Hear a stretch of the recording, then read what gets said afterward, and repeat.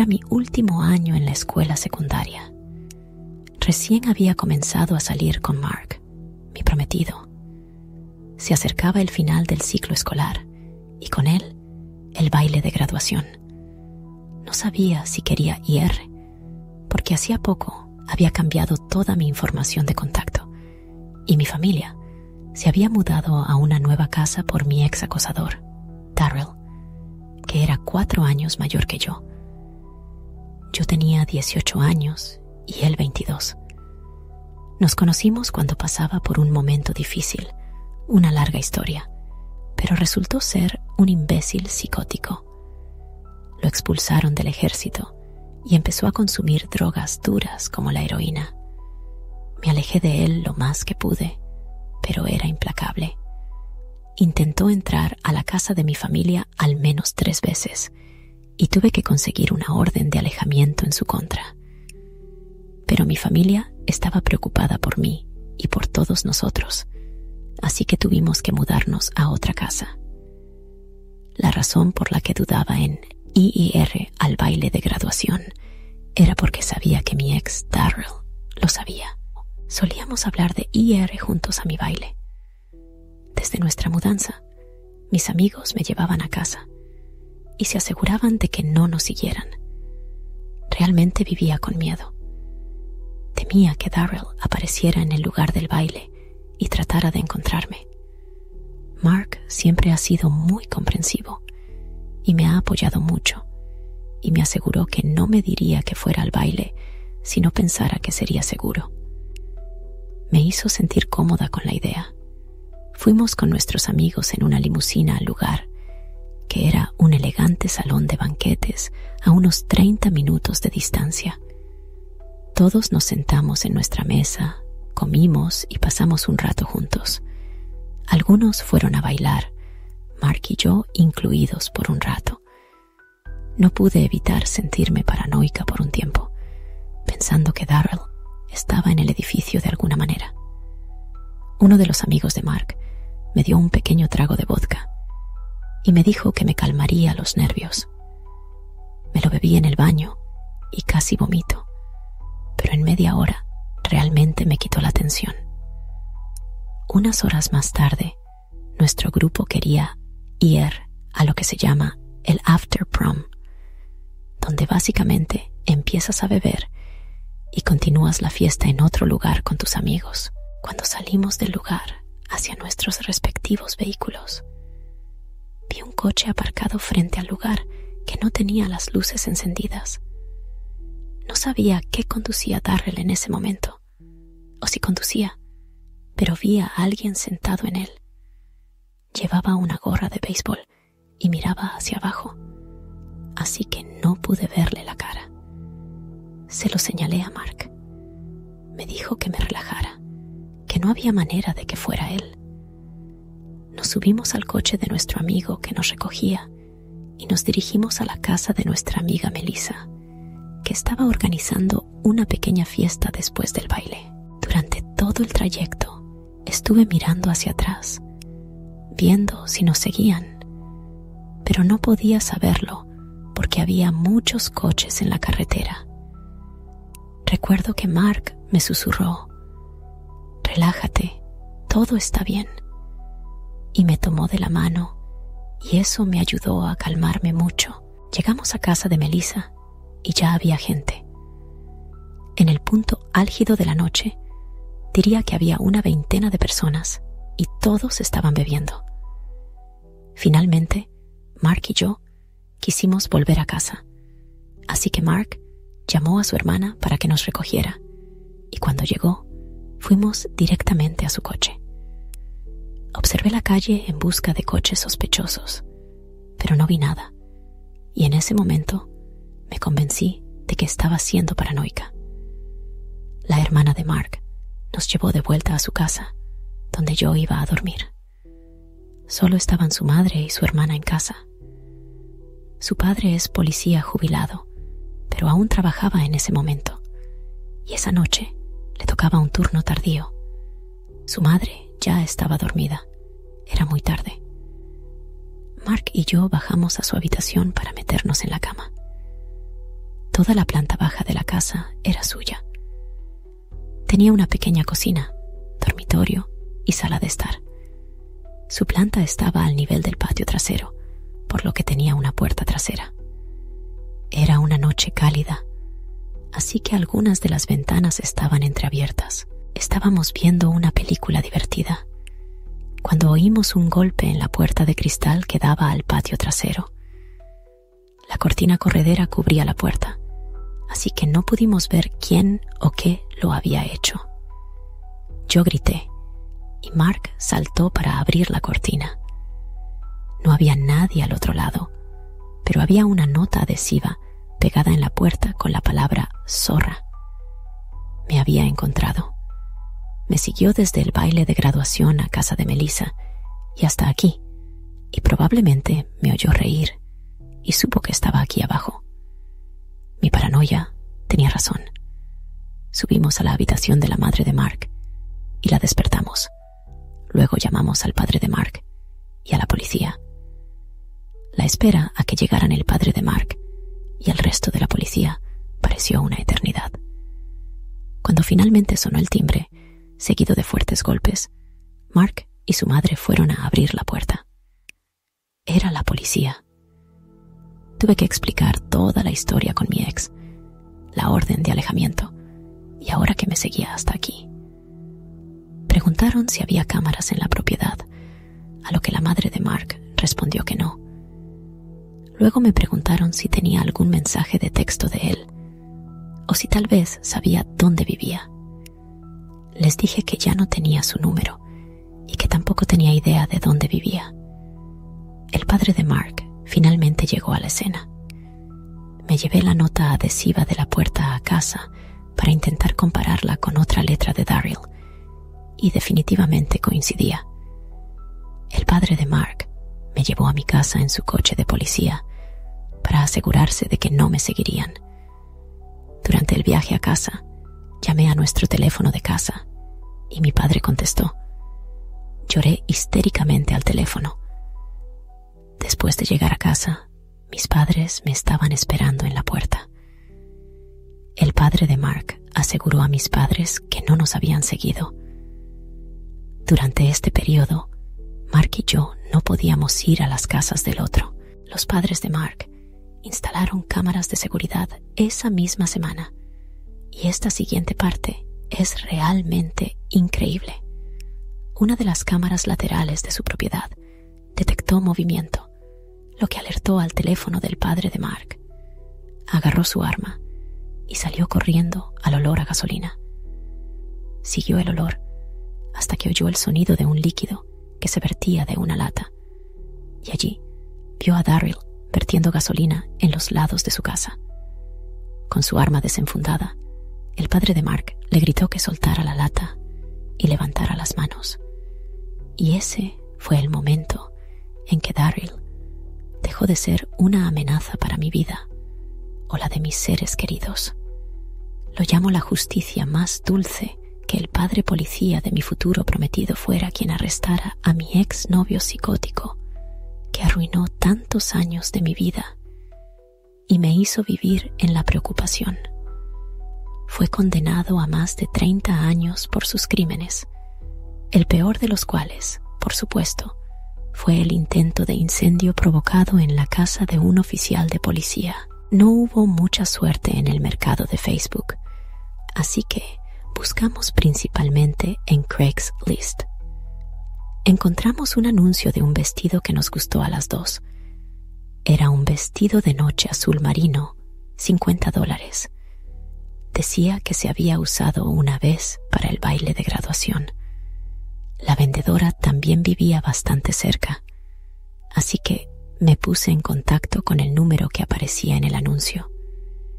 Y en menos de 10 minutos recibí un mensaje de texto.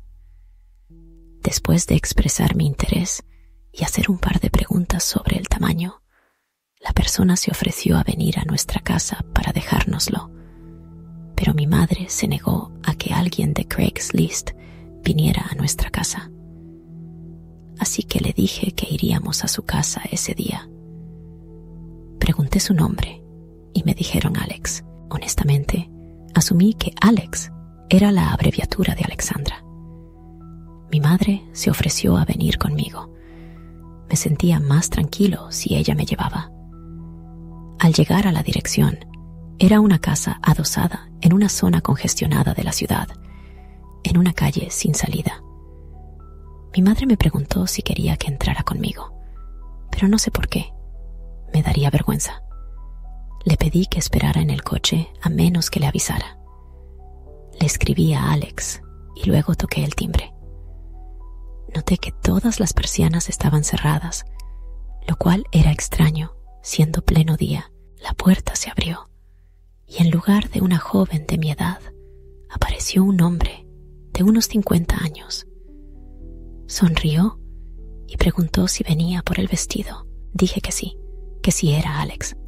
Él asintió, diciendo que me parecía mucho a su hija, y me invitó a pasar. Miré hacia el coche de mi madre y entré.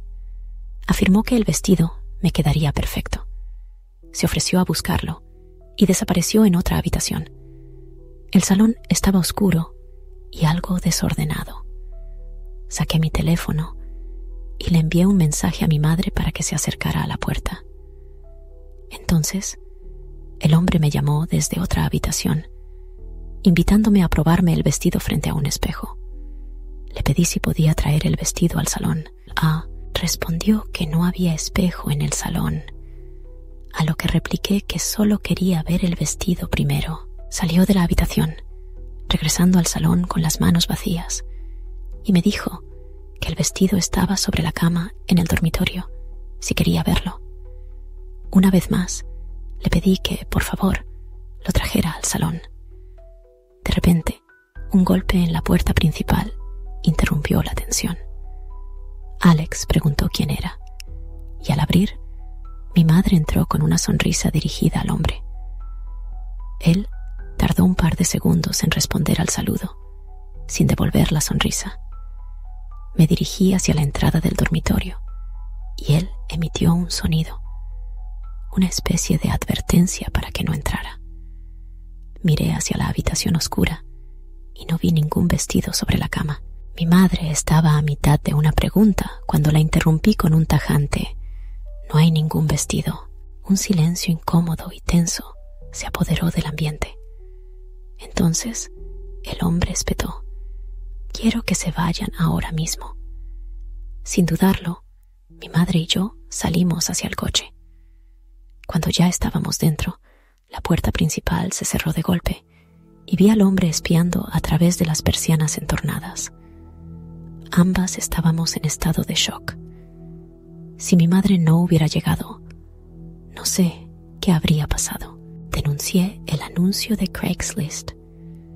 No llamamos a la policía porque realmente no había pruebas de nada y técnicamente no había ocurrido nada. Pero no había ningún vestido azul en esa habitación. Él solo intentaba que entrara allí, y con la llegada de mi madre ya no pudo hacerlo. Agradezco haber escuchado a mi madre y no haberle dado nuestra dirección. Terminé recibiendo un vestido usado por correo. Esa noche del baile de graduación conté esta historia a todos, y todavía me persigue un poco hasta el día de hoy. En nuestro instituto llegó un chico llamado Joshua durante el primer año. Supongo que le costó integrarse en los grupos de amigos ya formados. Tenía algunos amigos aquí y allá, por lo que sé, pero no pertenecía a ningún grupo en particular. Pero entonces ocurrió algo realmente incómodo un día durante el almuerzo. Yo ya le había pedido a Natalie que fuera conmigo al baile de graduación, y ella había aceptado. En el almuerzo teníamos una mesa mixta de chicos y chicas, y Natalie estaba en la mesa. Entonces llegó Joshua desde la mesa donde quiera que estuviera sentado, y como en una escena incómoda de una película, le tocó el hombro a Natalie y la invitó al baile. Toda la mesa se quedó en silencio, excepto un chico que vitoreó sarcásticamente. Entonces Natalie se fue visiblemente incómoda y dijo que ya iba conmigo. Sentí la vergüenza ajena. Joshua me miró y no supe qué pensar de la mirada que me dirigió, pero pude notar que estaba humillado. Se fue sin decir una palabra y todos se rieron a carcajadas. Fue una situación horrible e incómoda en todos los sentidos. Aunque me sentí mal, no pude evitar reírme un poco también. Quiero decir, no tengo ni idea de lo que pensaba que iba a pasar, especialmente con una audiencia tan grande de chicos en la mesa también. Vimos cómo Joshua salía realmente de la cafetería y el profesor de guardia durante el almuerzo le persiguió porque no se permitía salir sin un pase. Pero Joshua nunca volvió a entrar en el comedor. Todavía me pregunto a dónde fue desde allí. En la noche del baile, estábamos nuestro grupo de 10 en la parte de atrás de la limusina. Los mismos 10 que nos sentábamos juntos en la mesa, también en el baile. Todo iba como debía ir en un baile de graduación. Pero entonces, en algún momento de la noche, uno de mis amigos me dijo: «No mires ahora, pero Joshua está en esa mesa mirándote fijamente». Esperé como 10 segundos antes de mirar y vi a Joshua lanzando una mirada asesina. Supongo que a Natalie y a mí. Decidí ir a hablar con él, pero cuando me acerqué, se levantó y se alejó rápidamente del salón de baile. Eso fue súper raro, pero no iba a perseguirle. Me acerqué a la mesa donde estaba sentado y pregunté a un par de chicos si habían venido con Joshua, y me dijeron que no. Simplemente se había sentado allí al azar y no decía nada. Volví a mi mesa y, como un típico estudiante de instituto, se lo conté a toda la mesa. Definitivamente fue bastante extraño. Después del baile, Natalie y yo nos fuimos con un amigo que condujo para ir a una cafetería a comer un montón de comida de desayuno sobre las 12 de la noche. Después de eso, fuimos a casa de nuestro amigo Anthony.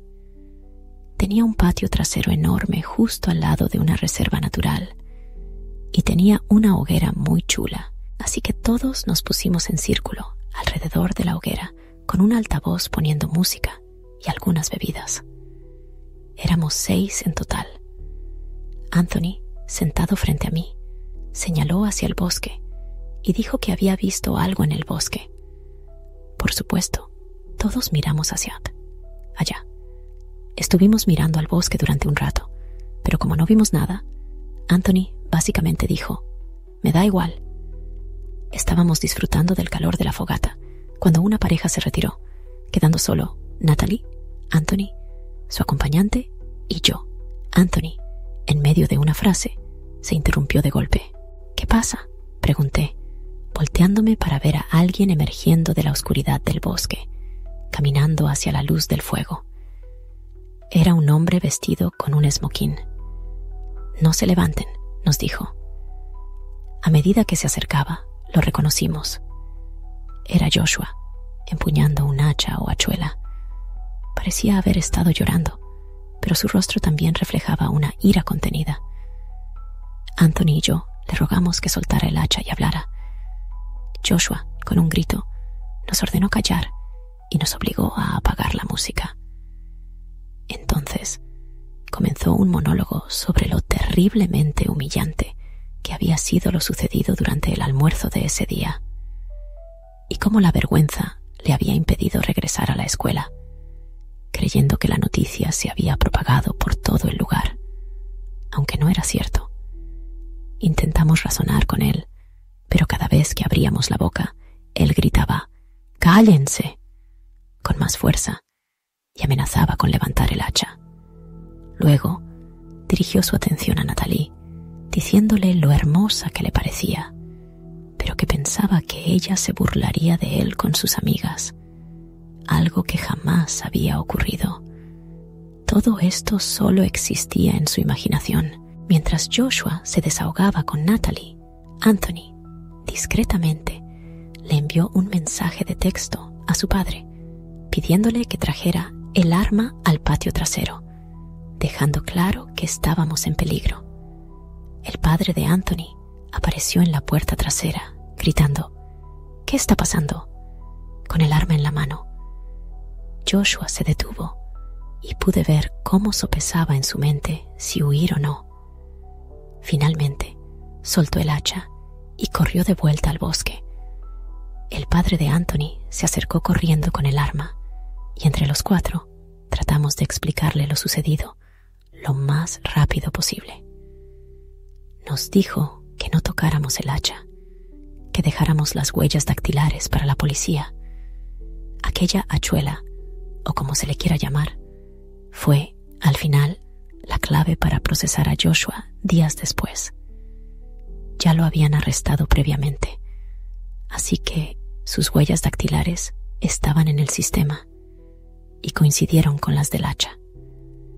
Pero cuando los 4 decidimos no presentar cargos contra Joshua, ya era demasiado tarde. Para entonces, ya lo habían acusado de un delito. El amigo de Anthony dijo que era por amenazas en 2º grado. No cumplió ninguna condena en la cárcel. Poco después, encontré a Joshua en Facebook y le envié un mensaje sincero, sin atacarlo en absoluto. Él lo leyó, pero nunca respondió. Lo vi una vez más en los pasillos ese año. No me miró. Ninguno de nosotros volvió a verlo después de la graduación.